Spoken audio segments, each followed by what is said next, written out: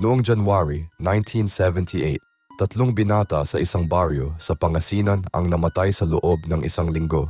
Lahat sila natutulog ng mamatay, pero hindi yan ordinaryong pagkamatay.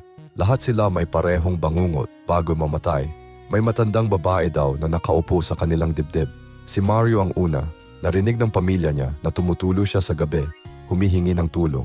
Nang puntahan nila, patay na. Mukha niya puno ng takot. Si Roberto ang sumunod.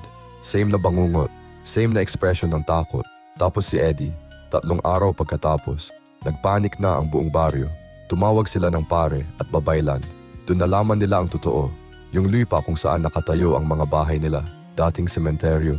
Nagkaroon ng construction, na-disturb ang mga patay, at January pa. Sa paniniwala nila, January ang buwan ng mga kamatayan. Ginawa nila ang ritual, tumigil na ang pagkamatay. Pero may mga tanong pa rin na hindi nasagot. Sino yung matandang babae sa bangungot nila? Hanggang ngayon, walang nakakaalam.